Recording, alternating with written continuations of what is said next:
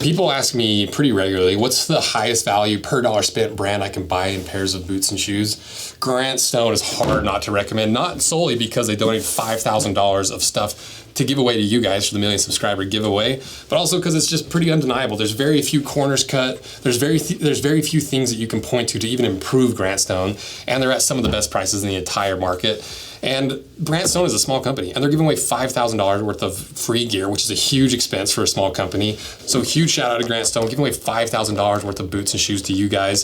So remember, there's 3 ways to enter with the regular form, via the links in the description, the bio, wherever you can find it, even on the website. And at the bottom of that form is a second chance giveaway where we pulled aside some of the prizes to give away at the very end, just in case you missed any of the previous brands, and the Instagram daily repost giveaway. We give away 1 pair to someone that reposted.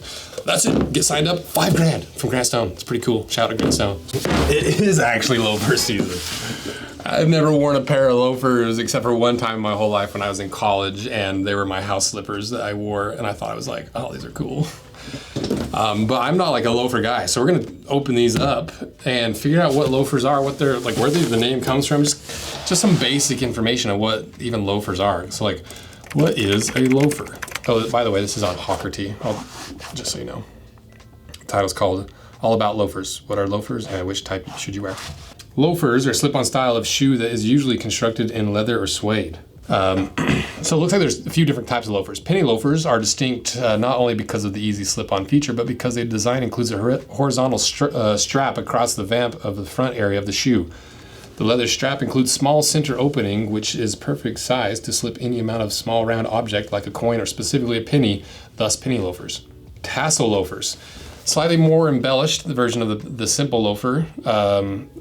It is said that shoe company Alden is responsible for the very first version of the tassel loafer. All right, shout out to Alden, regardless of what I think of their quality. It's cool. The first version of the tassel loafer upon prodding of actor Paul Lucas, who wanted a custom shoe design. Allen did away with the penny loafer horizontal strap across the vamp, but kept its apron and round toe. Okay, tassel loafers, horsebit loafers. A horsebit loafer is inspired by the equestrian lifestyle, and of course, when one thinks of a particular style of loafer, the Gucci brand is what immediately comes to mind. The house of Gucci is, after all, the creator of the horsebit loafer. Okay, that's cool. So we are actually learning some stuff. So, okay, I didn't know that's what those are called. Why would you want a horsebit on your shoe? It said that during the trip in the 1950s, Aldo Gucci recognized the massive popularity of penny loafers. However, he thought of them as being quite plain. Infusing the quintessential Italian style of the Gucci flair, Aldo Gucci did away with the horizontal leather strap at the vamp and instead replaced it with gold hardware in the shape of 2 rings with linked bar across. This style was a hit, to say the least. In fact, the design that has become so universally recognized is often known as the Gucci loafers. So it's all, looks like there's no functionality, it's just all style, which is like this kind of end of the footwear spectrum. You know, it's not necessarily about functionality with dress clothes. Okay, so there's your 3 main types of loafers. These guys are kind of giving you some how to wears, which I could benefit from because I don't probably have to have Stridewise give some loafer advice. He's a big loafer guy. So what kind of loafers we got here from Grant Stone? Let's find out. What knife? Let's do this one from the baby knife series. This is like, it's very similar to the really nice Civivi, and there's like a ton of knife brands, and I don't know enough about the knife world to know who invented this kind of attachment style for razors, but you see it a lot. And this is a cheaper version. I don't even know what the brand name is. DK knife. I think it's cheaper because I don't think this is real carbon fiber, but now that I'm looking at it, it kind of looks like it is. All right, let's look it up. Maybe it was just I think it was an Amazon special actually. So 20 bucks. No, that's wrong. 20 bucks. And it feels like it's cheaper than the Civivi. It doesn't have like the same feel and heft, and like it doesn't move as smoothly. I do like that it has a little hand screw though to keep that blade in. It's not a bad one. You know, it's just a little bulky. It doesn't do it quite as well as the Civivi. The baby knife series video I think is out, so go watch that. It has like 2,000 views, and I was like, come on, I want to get into knives, but I can't if they don't have views.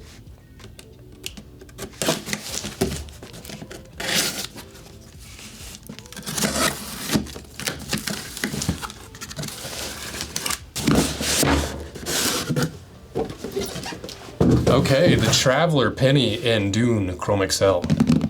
10D. My perfect size. Okay. If you don't know who Grant Stone is, they make arguably if not the highest value boots and shoes you can get, they're up there because crazy what you get for the price. And Wyatt, the CEO, I believe is what he is, he's obsessed with quality. You know, he's like kind of like, if you're watching this channel, probably like you, where it's just like he's sourced leather from around the world, tanneries from Milwaukee to Italy to Mexico, like all over the place. They're sourcing specific leathers, and it's because they're obsessed. They're not trying to make this like a $1 billion business. They're trying to make really cool high-end stuff. So let's see what, I still am not sure why they're called like loafers. I didn't find an answer for that. So let's see what kind of loafers these are, and we'll look up what, if we can find what the name, where the name. You could. We'll look up where the name loafer came from. Let's do it. Thank you, Josh. Hand signed. Travel penny loafer. So penny loafer. Let's see if it is actually penny loafer now that I'm a loafer expert. I'm curious what this Dune Chrome XL is. Okay, so it is a penny loafer. Got that strap across the front, a little slot you can put a penny in. Smells really good. These are nice. Maybe we'll do like a penny loafer series if there's enough interest. Penny Dune Chrome XL. Our penny loafer is created with two things in mind: versatility and comfort. It's the ultimate shoe for travel, given the ability to be paired with a sport coat or a t-shirt and almost anything in between. We find ourselves wearing this shoe year-round, sockless with shorts, lightweight fabrics in the summer, and with wool socks and denim through the winter. Combining a forgiving upper and a soft insole, outsole tannage. Oh yeah, it actually does feel like they've softened up their insole. It's like a buffed top now. We did the same thing with the boot breakers because they probably ran into the same thing. People are like, yeah, it's a little bit too slick. It's a little like squeaky. And so they went with the buffed top veg tan. Nice. Outsole tannage is softer too. Creasing and color variation are to be expected on these natural aniline leathers. Each pair will develop differently as each hide is unique. Goodyear welt construction. Alexander last. It's kind of cool. It looks like similar to their mock toe. You know, it kind of bends over and creates like a typical toe, and then you have that heavy mock toe stitch. Chrome XL from Horween. Hand sewn mock toe stitch. Full grain kip leather lining. 360-degree flat welt. Vegetable tan leather insole and welts, cork filler and steel shank. Butyl leather. I think butyl leather outsole. I think butyl is like, it comes from like a bug, like the butyl bug. And they infuse it into this leather to make it harder and like more water resistant, and it compacts down. I think butyl treated leather soles are a form of leather footwear sole that's been treated with butyl rubber. Oh, so it's rubber. What was I thinking? A type of synthetic rubber to enhance the durability and water resistance. What was I thinking? What, shellac? Was I just like, because shellac comes from like excretions from a bug. That's probably what I was thinking. Is there a bug called butyl? Or am I just making that fully up? It's an insect repellent. Okay, yeah, it's way off. There's nothing even close. Okay. Oh, they come in a ton of colors too. Look at all these. Pink. Let's see what this pink one looks like. Coral. Woo, I like that. That's cool. Oh, there's a nice patina shot. Alexander lasts. Explicitly designed for loafers, the Alexander Last features the classic contours and high sidewalls of a round casual comfort loafer compared to its dressier counterpart. The Alexander Last offers a sleek profile while maintaining generous toe box, allowing your forefoot generous amount of room. So let's try them on. See how the sizing works compared to the other Grant Stones I have. God, they're good looking though. I'm not a big loafer guy. I'm kind of wearing loafers. I'm wearing my Vans loafers. Oh, I didn't look up why they're called loafers. Oh, they're not Vans, they're Lems actually. Forgot I switched. Why are they called loafers? The term loafer for slip-on shoes is thought to have originated from a photo in Esquire magazine of Norwegian farmers wearing similar shoes in a loafing area. The term likely gained traction because the shoes were seen as casual and comfortable, often worn by people who weren't working or actively engaged in strenuous activities. Meanwhile, the British decided that they first came up with the name in the 1920s as a form of casual shoe for King George VI to loaf around in. Okay, lots of different names. So most people are saying it's from that Norway Esquire thing. Interesting. So maybe if we cut these, we'll cover it more. What am I wearing? My limbs slip on. I thought they were the Vans, but similar vibes. Not really, actually. Okay, let's try them on.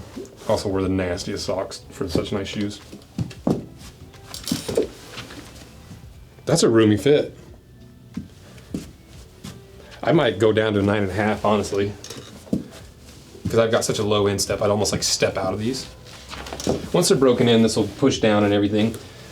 But if you want a generous fit, you can go, as far as I'm concerned, always refer to their sizing and don't get mad at me if you screw up your size based off my recommendation. But I'm a 10 on the Brannock, and I think I'd go down to a 9.5. That would be just a little bit more snug. But if you want a roomy fit, you're probably okay going true to Brannock, but keep in mind, like for me, I'm kind of stepping out of my shoe. This is like the first pair of loafers I've had on in like 7 years, probably. Whoa, slippery. Cool. Okay, loafers, pennies, penny loafers. I love these little hand-sewn details on the inside too, or hand-drawn. So if you want a pair of these, check them out below. If you want to see them cut in half, let me know. It kind of rhymed. And if you want this knife, I'll put a link, but I'll put links to the Civivi that we compared it to. And I think that's it. So shout out to Grant Stone for sending me a pair of loafers to show you guys and kind of go over a little bit of the history of the loafers and get some context to that these are actually penny loafers. So thank you guys. See ya.